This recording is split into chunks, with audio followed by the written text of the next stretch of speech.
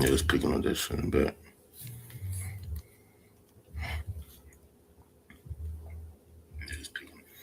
All right, shalom, shalom. First and foremost, before we get started, giving our praise, honor, and glory to Yahweh, Bahashim, Yahweh Shai, Bahashim, Katradash. Double honors once again, as always, unto the apostles and the elders, a great millstone who rule well, are and taught of this truth. Thank you. Shit. Peace, much love, and salutations, as always, unto those who elect.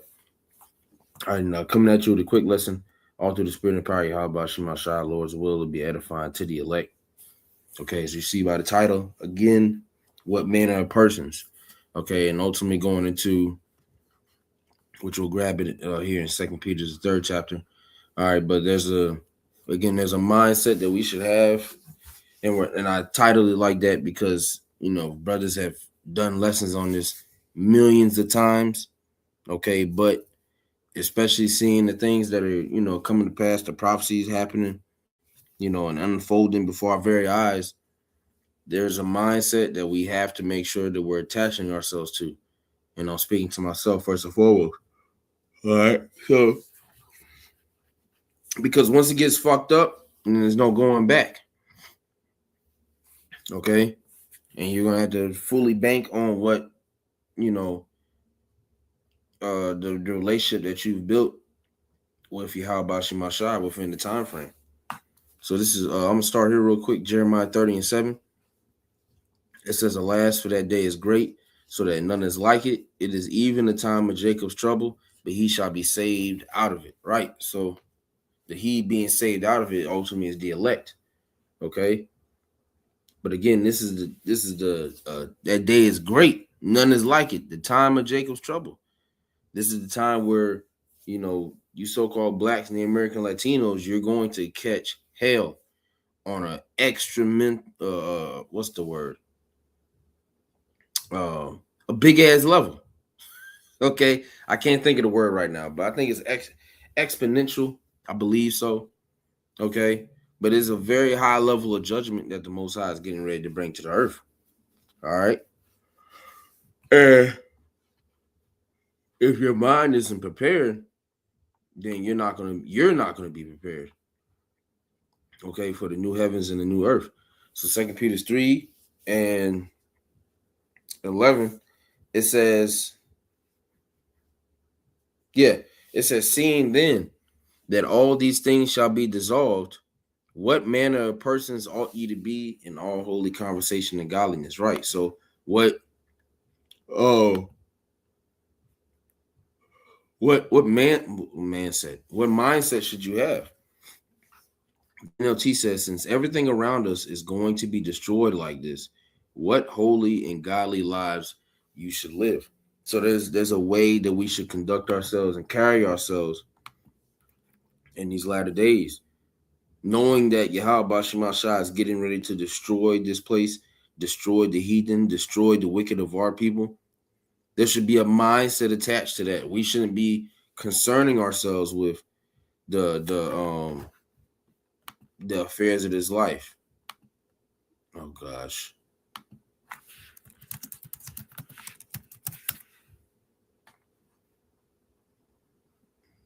2 Timothy 2:4.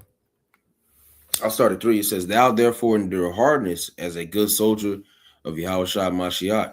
All right, we've been chosen by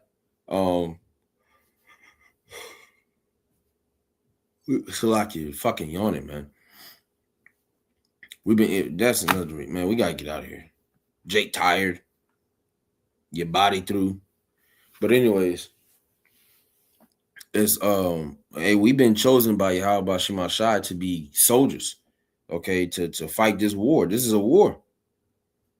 All right, this is a spiritual warfare. Or this is spiritual warfare, okay? What's that? I think that's in Ephesians, for we wrestle not against flesh and blood. Okay. So it says, verse 4, this is the point. No man that warreth entangle himself with the affairs of this life, that he may please him who have chosen him to be a soldier. Right. So we're not supposed to be getting entangled with the affairs of this life. All right. We're not supposed to be caught up with the BS of Babylon. All right. The men of the Lord were not put here to be father of the year, husband of the year, brother of the year, in terms of, your siblings, not in terms of the body, but, best employee of the year. We were put here to serve Yahweh Shema Shai. That's it. We were put here to be soldiers. And this is a war, and sometimes men forget, quite frankly, that they're a fucking war. Okay? We're in war. We don't have time for you to be dibbling and dabbling with Keisha all the damn time. You got to put that bitch to the side and you got to put her to the side and focus on what's important. The NLT says soldiers don't get tied up in the affairs of civilian life, okay? Because there's a difference. There's a difference between a civilian and a soldier. Let's go to the Edamon. Let's see. Shit.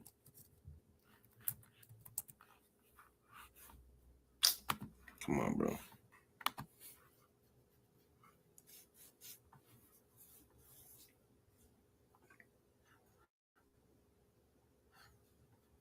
Let's see. It says relating to a citizen, one who pursuits are those of civilian life. Let's go to citizen. Let's look that up.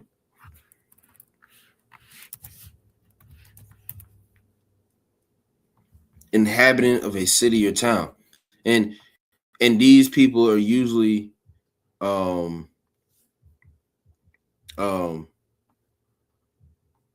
these people are usually not in charge. Citizens are not in charge of government affairs. Okay, it says down here, where is it at? I just seen it.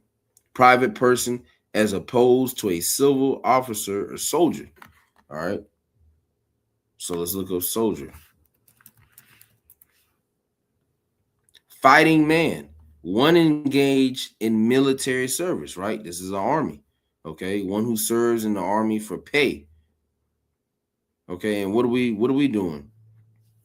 What are we doing this for? Okay, to receive that penny.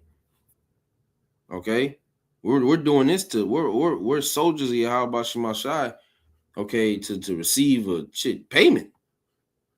We're gonna get a reward from doing this, okay? And real quick, what is the difference between civilian? Oh shit.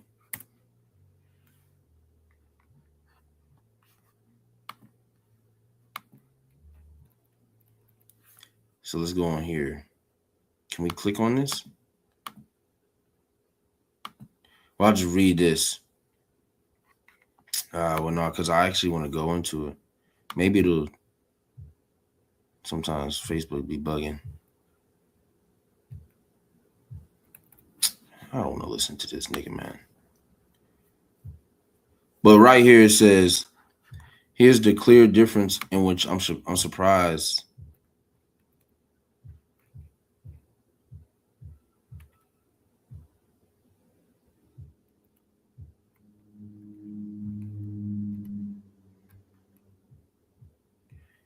Surprised it just didn't tell me. But here it says, here's the clear difference between civilian life and military life. Freedom versus discipline. Civilian, you wake up when you like. Military, you rise with the sound of a bugle. No excuses.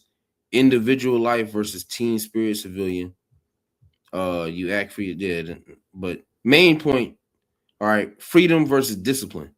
Okay, because the regular VAR people, they're just going to inherit the kingdom of heaven because of their bloodline. That's it. All right. But the elect, which is the army of Yahweh Shema Shai, okay, which will be that ruling, governing body in the kingdom of heaven, which will be established here on earth. All right. They're going to be disciplined on this side. All right. To cut off certain things, abstain from the flesh, all right, and do what needs to be done, okay, to get the job done. All right. And like I said, usually it's